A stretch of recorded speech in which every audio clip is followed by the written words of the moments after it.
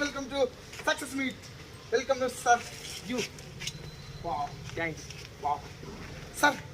మేము డైరెక్ట్గా ఒక ప్రశ్న అడగాలనుకుంటున్నాం. ముందు అన్ని షోకి ఆహ్వానించినందుకు మనస్ఫూర్తిగా ధన్యవాదాలు. Thank you very much sir. Thank you. మీరు ఈ సినిమాలో నటించడానికి ముఖ్యమైన కారణం ఎవరు సార్?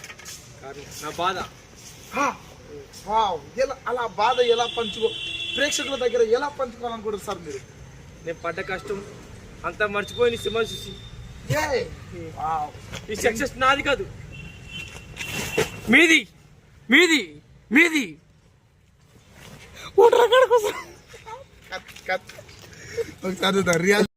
Sir okay sir. మీరు దయచేసి మీరు అలా ఎమోషనల్ కావద్దు సార్. మీకు చాలా ప్రశ్నలు అడుగుతాం. డైరెక్టర్గా నేను, మరో యాక్టర్గా గుడిసె కుమార్ గారు, వాళ్ళంతా మరో యాక్టర్ మంద ప్రవీణ్ కుమార్, వాళ్ళంతా చాలా చాలా పెద్ద నటులు. ఈ ముఖ్యమైన పార్ట్ 1లో జస్ట్ చిన్న యాక్టర్ వచ్చాడు. పార్ట్ 2లో ఏమన్నా పెద్ద యాక్టర్ వస్తాడా విలన్ గా? పార్ట్ 2 అనేది మీరు ఊహించలేదు. దాంట్లో ట్విస్టులు చాలా ఉంటాయి. ఇది ఇప్పుడు ఎలా ఉండదు సార్? మనం ఎలా ఒక కల్కి, ఒక బాహుబలి ఆ రేంజ్లో ఏమైనా ఊహించుకోవచ్చా, లేదంటే ఎలా చెప్పండి సార్. మేము టైం తీసుకుంటాం. టైం ఎందుకు?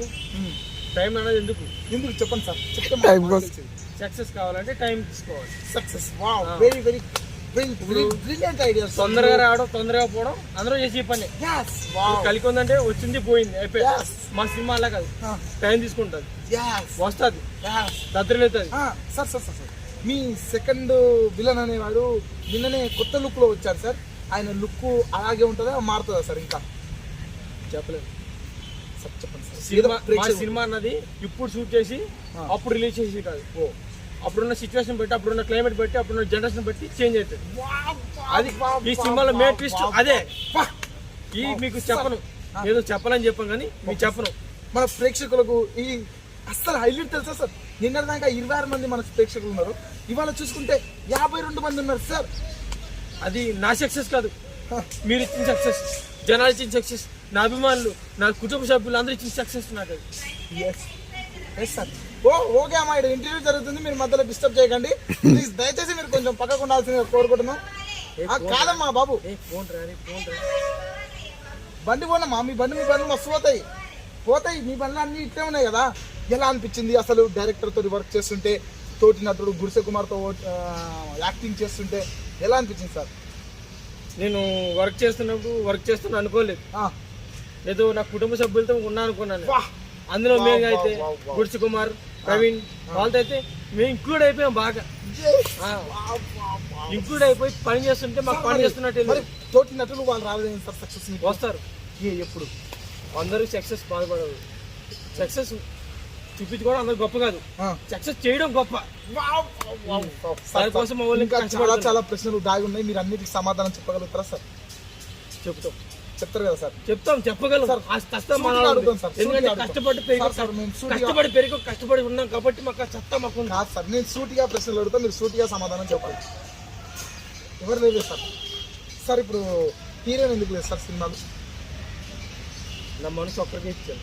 అది పార్ట్ 1లో కానీ, పార్ట్ 2లో కానీ, పార్ట్ 3లో, పార్ట్ 10 వరకు తీస్తాను. నాకు ఫిక్స్ అయ్యి హీరోయిన్ వరకు వచ్చే వరకు అది హీరోయిన్ ఉండదు. నా మనసు నుంచి వచ్చిన కథ, నా బాధ. Okay sir. మీరు ఇలా కాదు సార్. ఈసారి ఏమన్నా ఫైట్ ఏమన్నా పెద్దగా ప్లాన్ చేస్తున్నారా?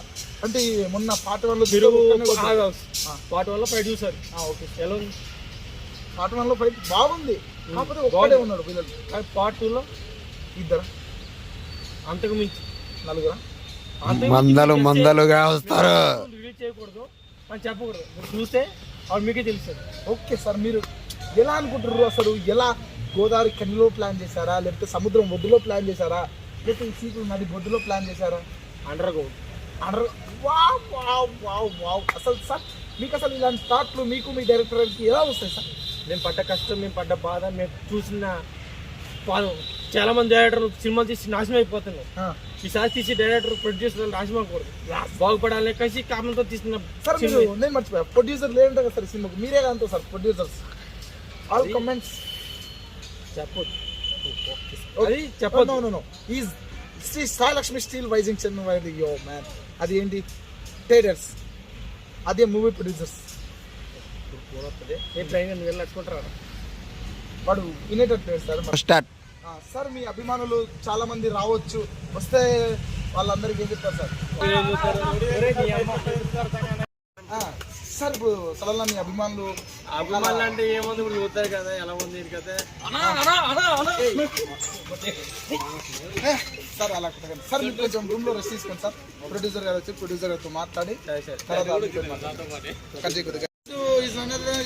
సంతోషం movie producer. Welcome sir.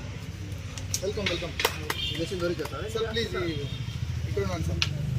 Sir మరి సంతోషం మూవీ గురించి కొన్ని ప్రశ్నలు అడగాల్సి ఉంటుంది, మీరు దానికి తగ్గ జవాబులు చెప్తారా సార్? చెప్పండి సార్. మీరు మొదటిగా అనుకుంటే కొత్త సినిమా, కొత్త హీరో, కొత్త డైరెక్టర్ సార్, మీరు ఇంత డేర్ చేసి అంత బడ్జెట్ ఎలా పెట్టారు సార్?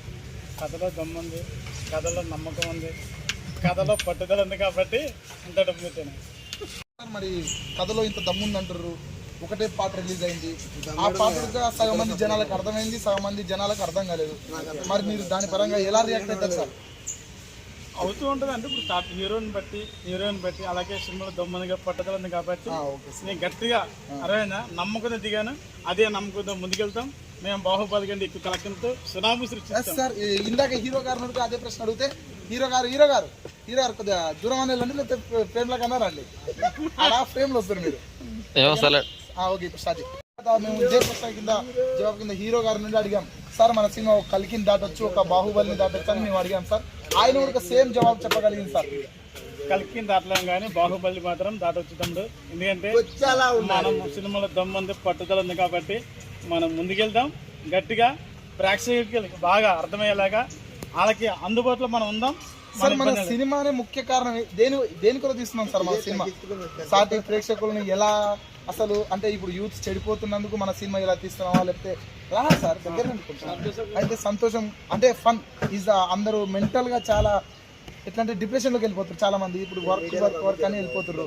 ఇప్పుడు మనం ప్రజెంట్ గా ఏం చేయాలని, ప్రజలకు ఏం మెసేజ్ ఇస్తామని?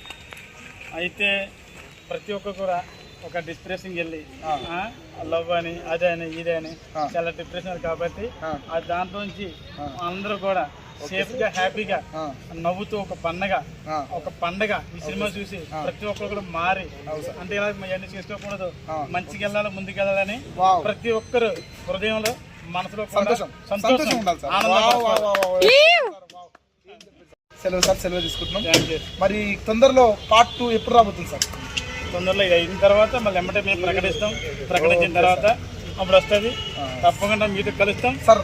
ఏదైతే సార్ సినిమా మటుకు సూపర్ హిట్ సార్. ప్రేక్షకులు బ్రహ్మరథం పడుతుంది సార్ మన సినిమా. అంతా ప్రేక్షకులది వాళ్ళు చేసి